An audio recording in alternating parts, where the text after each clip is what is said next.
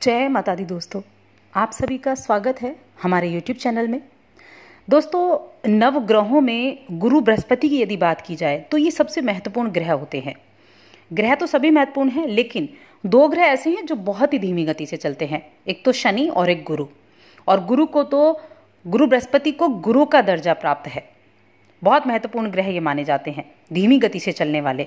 इसीलिए जब भी गुरु का राशि परिवर्तन होता है, गुरु अपनी राशि परिवर्तित करते हैं, तो वो हमारे जीवन में बहुत ही कई तरह के परिवर्तन लेकर आते हैं।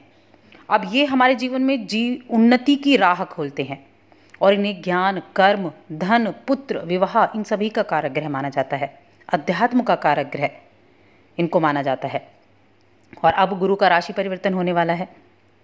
देवगुरु बृहस्पति कुंभ राशि में प्रवेश करने वाले हैं, जो कि शनि की मूल त्रिकोण राशि है और राशि चक्र की 11वीं राशि है, लाभ भाव की, जो कि धैर्य को दिखाती है। तो यहाँ जो गुरु का राशि परिवर्तन होगा, ये तुला राशि के लोगों पर कैसा प्रभाव डालेगा, उनके जीवन में किस तरह के परिवर्तन अब देखने को मिलेंगे और आपके लिए कैसा लाभ आपको मिलेगा, चलिए इस वीडियो में हम विस्तार से जान लेते हैं। बस आगे बढ़ने से पहले आपसे छोटा सा निवेदन है, अगर आप चैनल पर पहली बार आए हैं तो चैनल को ज़रूर सब्सक्राइब कर लें और जुड़ जाएं हमारे चैनल के साथ। यहाँ आपको समय समय पर सभी जानकारियाँ प्राप्त होती रहेंगी। दोस्तों, गुरु का गोचर तुला राशि के लोगों के लिए पंचम भाव में है। और पंचम भाव में जब भी गुरु जाते हैं तो बहुत अच्छे रिजल्ट्स देते हैं, क्योंकि 5वां और 9वां भाव जो होता है ये माँ लक्ष्मी का भाव होता है। तो जब भी यहाँ जाएंगे तो यहाँ अच्छे रिजल्ट्स देंगे। और वैसे भी ये शनि की ही मूल त्रिकोण राशि में प्रवेश कर रहे हैं, कुंभ राशि में, जो एक धैर्य को दिखाती है। और शनि खुद भी मकर राशि में बैठे हैं, अपनी ही राशि में बैठे हुए हैं। अभी तक शनि और गुरु की युति चल रही थी। शनि जो गुरु है वो नीच राशि में थे, मकर राशि में। अब ये युति टूट चुकी है। अब मकर राशि में शनि है और कुंभ राशि में गुरु है। तो अब इनका रिजल्ट किस तरह से अब आपको देखने को मिलेगा।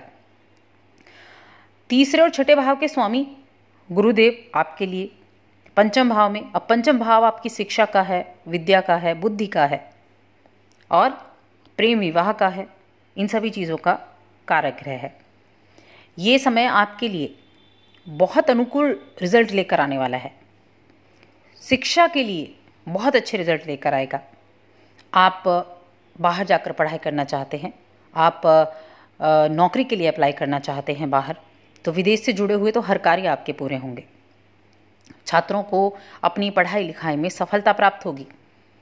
उच्च शिक्षा ग्रहण करना चाहते थे तो उसके लिए कहीं जाना है तो उसके लिए भी आपको अनुकूल रिजल्ट मिलेंगे। अब पंचम भाव से गोचर करना, गुरु आपको धन भी देंगे, विद्या भी देंगे और संतान भी देंगे, और इन चीज़ों से जुड़े हुए कार्य भी सफल कराएंगे। अब ये पंचम भाव जो होता है ये प्रेम का कारक ग्रह भी है। अब प्रेम भी कई तरीके का होता है, तो पंचम भाव में यहाँ बैठेंगे तो आपको प्रेम भी होगा।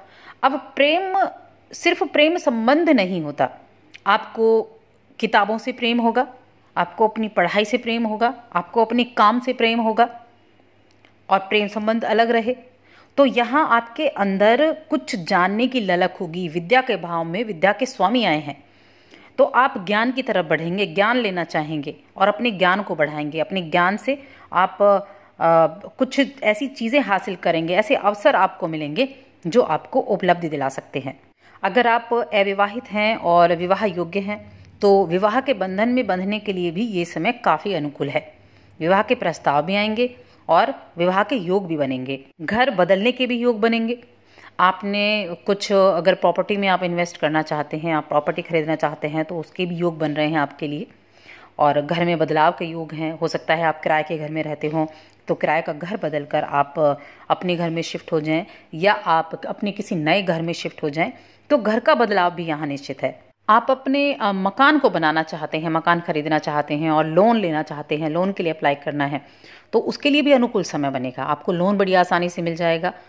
तो हर तरह से जो स्थितियां हैं वो आपकी फेवर में होंगी। अब देखिए, स्टूडेंट्स के लिए ये समय बहुत अनुकूल है। अगर आप प्रिपरेशन कर रहे हैं, प्रतियोगी परीक्षा की तैयारी कर रहे हैं, क्योंकि छठा भाव आपकी प्रतियोगिता को भी दिखाता है। अब आप अगर किसी टेस्ट की तैयारी कर रहे हैं, आप करियर में आगे बढ़ने के लिए प्रतियोगी परीक्षा की तैयारी करें, तो उसके लिए भी जो समय है बहुत अनुकूल है। आपकी मेहनत रंग लाएगी, आप ज़्यादा मेहनत भी कर पाएंगे और आपकी मेहनत भी रंग लाएगी। अपनी उम्मीद के मुताबिक आपको रिजल्ट मिल पाएगा। अब गुरु आपके पंचम भाव में बैठकर लाभ भाव में, जो कि नवम भाव है, और आपके लगन भाव में और आपके 11वें भाव में दृष्टि दे रहे हैं, जो एक अनुकूल स्थिति बनाता है। अब ये जो 3 भावों पर दृष्टि है, तो ये तीनों भाव एक्टिवेट होंगे, और तीनों भाव एक्टिवेट होंगे तो इनकी जो दशाएं हैं वो आपके लिए बड़ी कारगर साबित होंगी।